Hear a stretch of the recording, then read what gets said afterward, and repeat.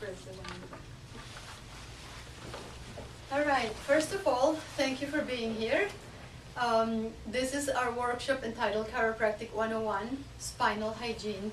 And the way that we like to think about it is the flossing and brushing of chiropractic care.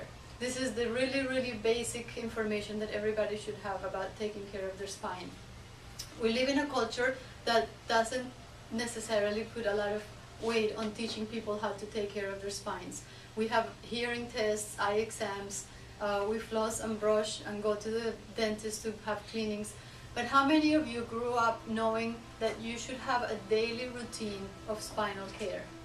That you should do stretching exercises? How many were taught how to lift, how to bend, how to get in and out of a car, how to do things to protect your spine and to maintain it in good working order?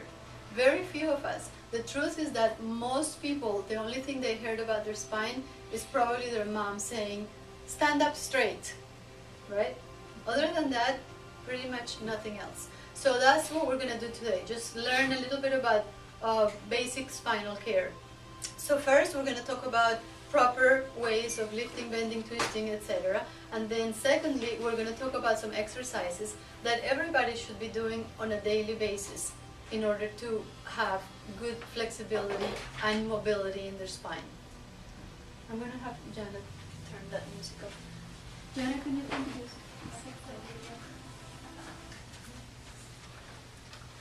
Okay, so before we start, I want you to picture something in your minds. If you look at a twig in a tree that is alive, a tree that is still connected to the ground and that gets oxygen and gets air and is out in the environment, and you go like that with that twig, what happens when you let it go? It fluxes back to where it was. Yeah, it just goes right back to where it was. What happens to that same twig if it falls off the tree and it sits on the ground and it gets rained on and sun, and after a while it's the same twig, but if you go like that, what happens to it? It breaks. Well, think about the spine in a very similar way. If our spine is flexible and movable and healthy, it can withstand a lot. It can have a car accident, it can fall down the stairs, it can withstand you bending over in your car, fixing the motor, or whatever it is that you do, and it just kind of flexes right back to where it's supposed to be. But it can also do something like with the dry twig, where it is so locked up and so fixated, that's the actual word that we use for it, that any little thing, just falling asleep in the wrong position even, and you wake up and now you can't figure out what happened to your neck, or you bend over to pick up a piece of paper and all of a sudden you can't straighten up. So the idea behind all of these exercises and ways to take care of the spine is just to think about that twig. You want to maintain your spine like the twig that's still connected to the tree, that has that flexibility and that bounces back without too many problems. So with that in mind, let's talk about all these different things about your spine. So let's talk about sitting first. When we sit, we should have proper support of the lower back curvature. If you remember when we looked at your x-rays, we said that there should be a curvature forward here, a curvature backward here, and another curvature forward here. So if we have support behind the lower back, our spine is going to be in a nice and aligned, erect position. How do we get that? Well, some of our chairs at work have what's called a lumbar support, and that's all it is. It's just a little bit of a cushion that fills that gap that our spine has in there. Cars have it, desk chairs have it a lot. If not, we have these little cushions that you can actually add to your chair, and they fill that gap that's behind your spine so that you can have proper support when you're sitting in a chair that doesn't have that support. The other thing about sitting is that if you have your knees going down compared to the place where your hip joints are, your spine is going to be more susceptible to being in not such a good alignment. So keeping your knees just a little bit higher than where your hips are, so we would say maybe like a 15-degree angle going up, you can achieve that by putting a little stool underneath your feet, or an upside down garbage can even, and achieve that little upward angle on your knees compared to your hips. Having your legs flat, your feet flat on the ground is really important too. You don't want to have your legs dangling on a chair, because that also causes your spine to have more of a pull downward. So making sure that both feet are on the ground, that you don't cross your legs. What happens when you cross your legs? You throw your body weight all to one side, and it causes an imbalance in the weight distribution in your body. So if you want to cross, you can cross your ankles just like you're doing. That way the rest of your spine stays in an aligned position and you have equal amount of weight on both of your hips. Oh, I put here men's wallets, and that's because most men sit on their wallet. They put it on one of their pockets, and as they sit down, they're actually sitting on it. And what happens is that you have a really big imbalance. The fatter your wallet, the worse the imbalance, throwing your hips out of normal alignment. So keep your wallet in the front pocket or in some other pocket in your clothes instead of your back pockets. When you're sitting in a car, a lot of the cars nowadays have that lumbar support that I was talking about. If not, then you can have one just that you put in.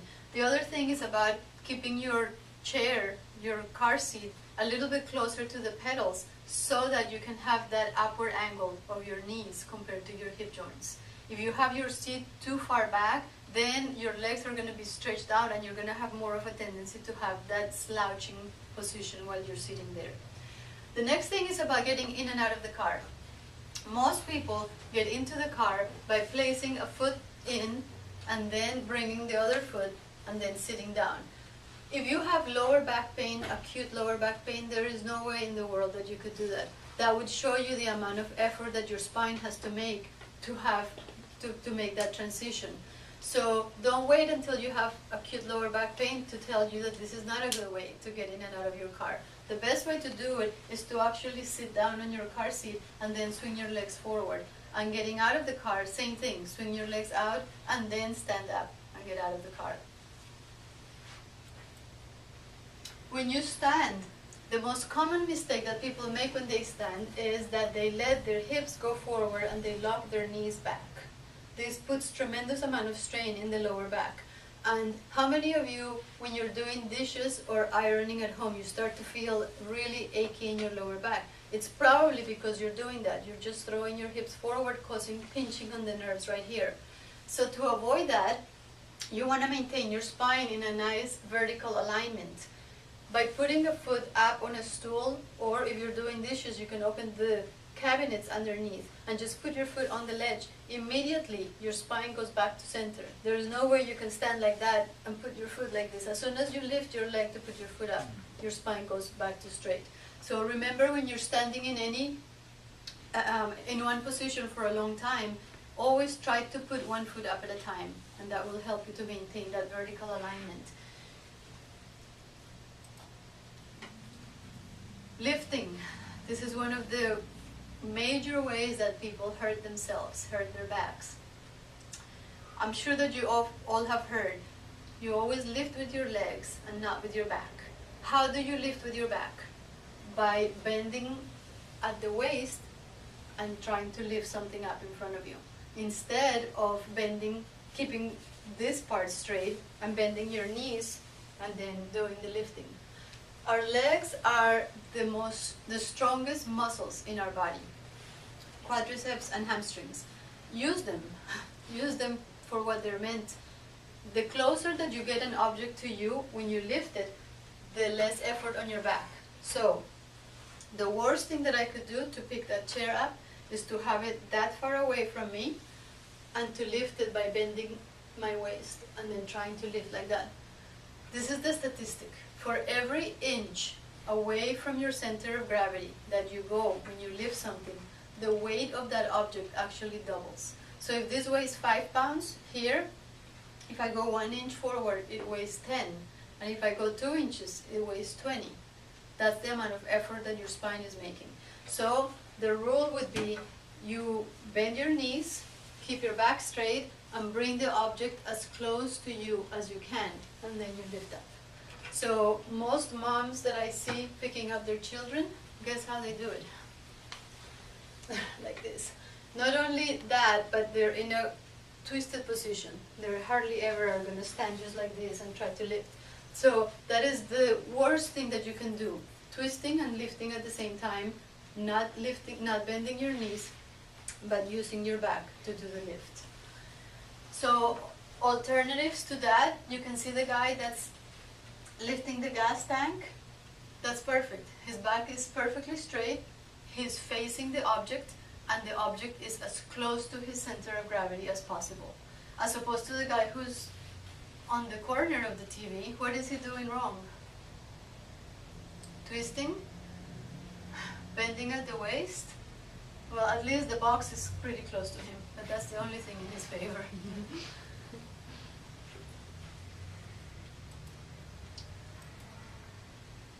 This one is showing you how important it is to keep things closer to you. The farther away, the more effort he is making in his mid-back. This is a good thing to remember. It's always easier to push than it is to pull. So if you have the choice, always push instead of pulling. It protects your back. Getting in and out of bed, which is the same thing as getting in and out of our adjusting tables. What you want to do is, from a lying down position, you want to turn on your side, and then you want to come up to a sitting position. And then getting down, same thing. First you sit down, then you turn and face down. It's the worst thing you can do is to be on your back and to just do a sit-up like that, because that uses a lot of your back muscles. And again, if you had acute lower back pain, there is no way you would be able to do that. So always remember, like, if I had really bad back pain, would I be able to do this? That shows you the amount of effort that each movement will have on your spine. The best positions to sleep on. Number one, on your back with a pillow under your legs and with a nice roll under your neck. If you remember again your x-rays, remember the curvature here. If you can support that curvature in a rounded alignment like that, that is the most comfortable and the most restful position for your neck. So we have fancy pillows that you can buy that have those little rolls, and if you don't want to buy a pillow, you can actually make your own little roll by folding a towel and then rolling it down like a cigarette shape, about that thick around, put a couple of rubber bands, and that's it. That's your fancy cervical pillow. So the thing to remember is this: when you have the roll, you don't want to put the roll on the back of your head, because what's going to happen? It's going to push your head like that. Exactly the opposite of what we want. You want to put the roll under the neck so that the neck goes over the roll and the head is on the other side of the roll. That's how you make sure that you're supporting that curvature the right way.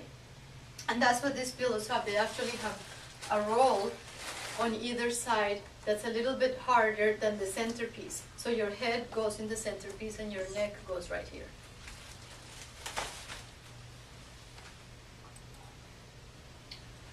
Okay, these are just some more examples about bending and lifting.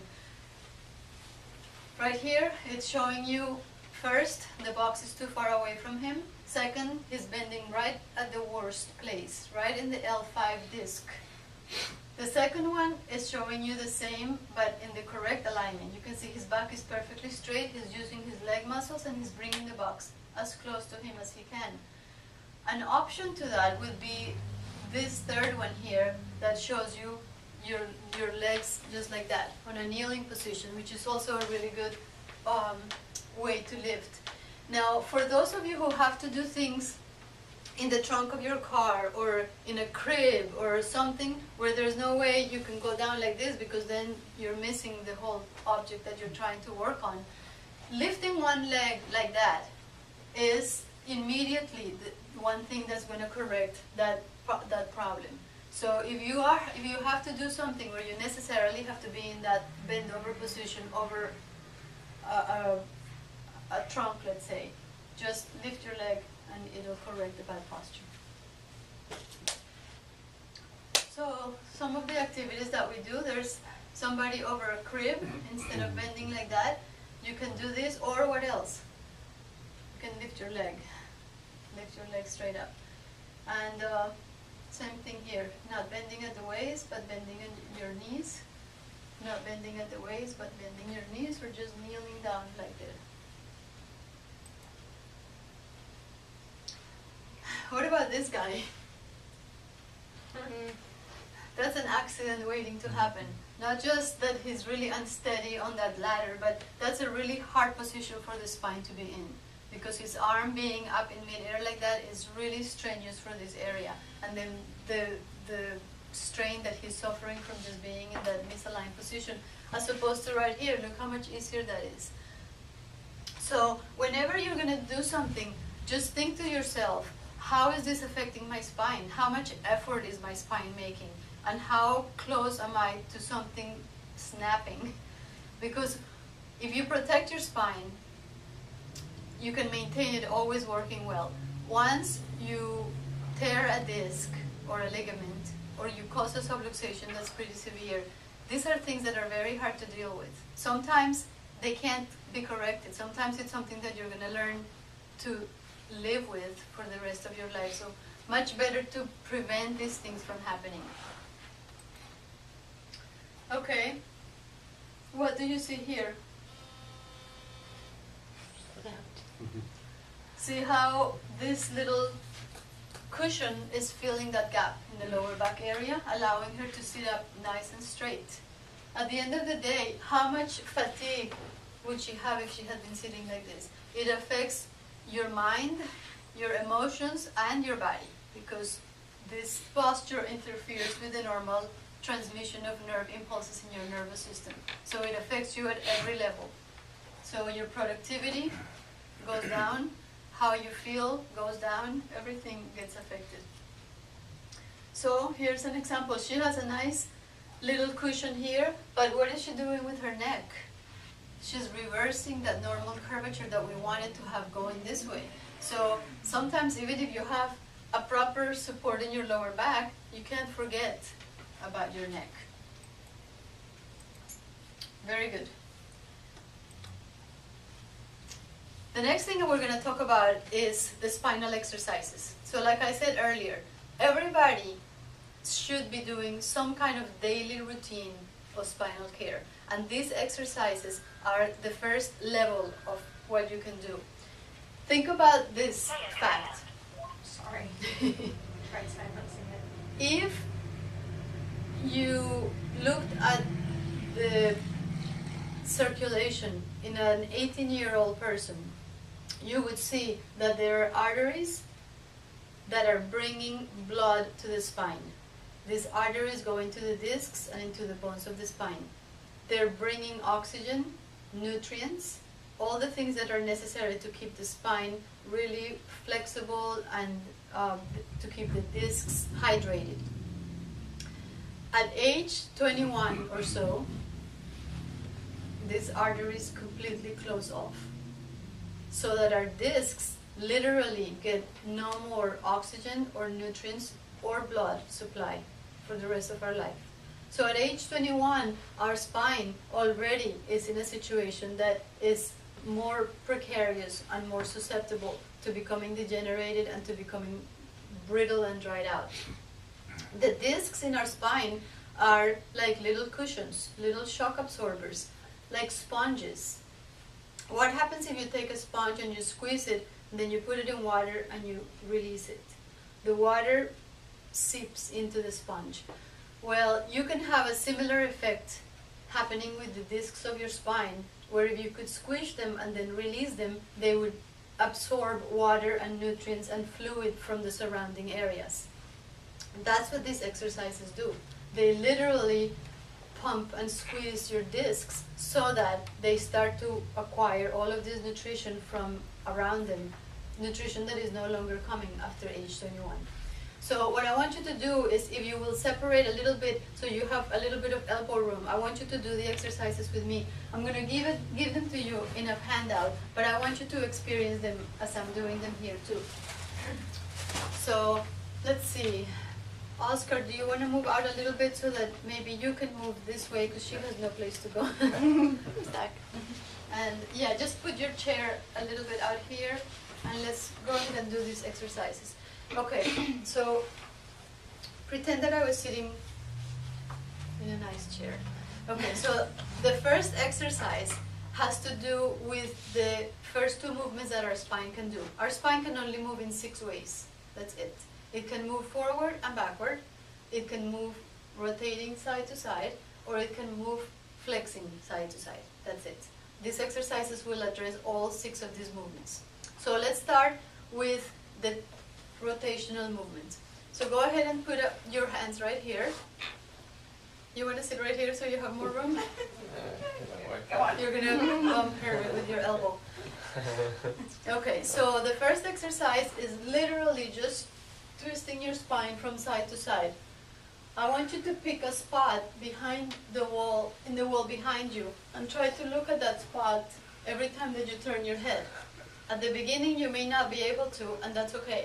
Go as far as you can, and each day you will notice that your spine is going to have a little bit more mobility.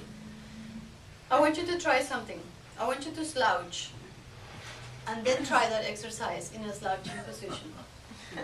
Can you see how that's not doing anything at all? So you have to be in a nice, you have to be really aligned in order for that exercise to do that amount of torsion that we want.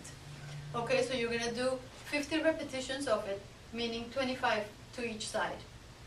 The second one is going to address the side-to-side movement of your spine. So you just let your arms hang loose on the sides. You're going to sit up nice and straight, and leading with your head, you're just going to bend to one side and to the other side. So your head leads, but your whole spine follows that movement.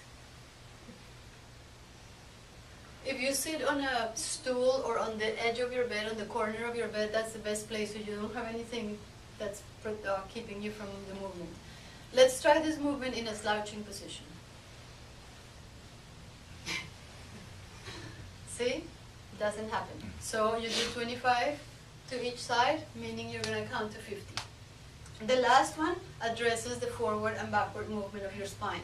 So you literally just let yourself completely go into a slouching position, and then pretend that there's a wave coming up your spine that starts at the very bottom, and that wave is pushing each part of your spine forward, almost one bone at a time.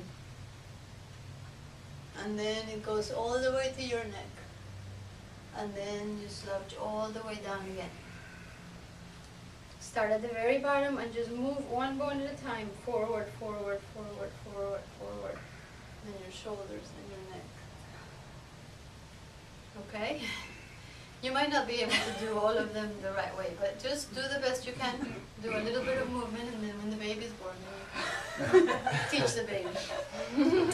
Okay, the mistake that people make with this one is they do that. Okay? That's not it. It's you go into a C curve, and then you go slowly one bone at a time, until you're completely back. Okay? So those are the 3 exercises. They literally will take you 5 minutes to do them. Try to do them every morning, because that's when most people really feel stiff and sore.